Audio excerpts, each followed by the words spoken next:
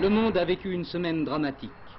En mission de surveillance au-dessus de Cuba, les avions U-2 américains photographiaient la construction et l'établissement de rampes de lancement de fusées dont l'existence ne pouvait plus passer pour une mesure défensive.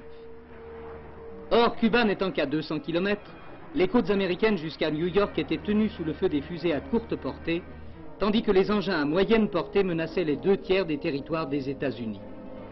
Ces photographies allaient déclencher l'alerte. Dans un discours imprévu, le président Kennedy dénonçait le péril. Ces bases, disait-il, ne peuvent avoir d'autre raison que de fournir une force de frappe nucléaire dirigée contre nous.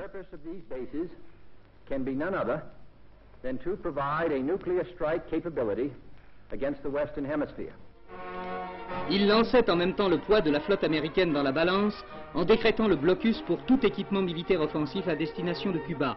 Or, à ce même moment, 25 cargos soviétiques étaient déjà en route. Qu'allait-il sortir de la rencontre? Les cargos accepteraient-ils le contrôle? Tenteraient-ils de forcer le passage? Les heures commencèrent à se faire lourdes. Sur la côte américaine, les radars étaient déjà en état d'alerte. On suivait dans les caves des états-majors la marche des cargos, dont certains, disait-on, étaient porteurs de fusées à charge nucléaire. Or, les consignes étaient strictes. Si les cargos tentaient de se soustraire au contrôle et prétendaient continuer leur chemin, l'ordre était de tirer. C'est dans cette atmosphère que le Conseil de sécurité se réunit d'urgence. Plainte de l'URSS accusant les États-Unis de piraterie par la bouche de M. Zorin. Plainte de Cuba. Plainte des États-Unis par la voix de M. Stevenson.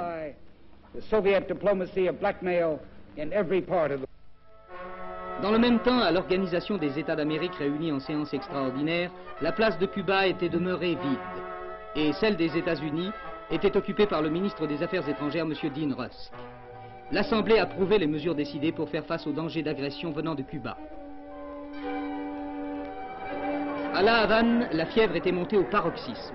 Les manifestations de masse pour conspuer les États-Unis se succédaient. Fidel Castro, lui-même, vint haranguer une population fanatisée qui brandissait des pancartes au slogan définitif. La mobilisation générale était déjà entrée en cours. On creusait des tranchées sur les côtes, les postes de DCA guettaient dans le ciel vide l'approche des bombardiers US et l'homme de la rue reprenait l'uniforme. De l'autre côté de l'Atlantique, diverses manifestations prenaient pour cible les ambassades ou les organismes américains. L'une d'entre elles, celle d'Alger, répondait à la toute jeune amitié Algérie-Cuba affichée depuis la visite de Ben Bella à Fidel Castro. Qu'allait-il sortir de cette fièvre dangereuse? À Guantanamo, la base louée aux Américains par Cuba pour 99 ans, plusieurs milliers de marines étaient arrivés en renfort. Par contre, femmes et enfants étaient évacués. Tout était possible. Et puis, le miracle de la sagesse et de la fermeté eut raison de la fatalité des dangers en chaîne. Khrouchtchev détourna ses cargos et annonça la destruction des rampes. Reste tout de même Guantanamo dont Castro réclame l'évacuation. Mais l'heure du drame est passée.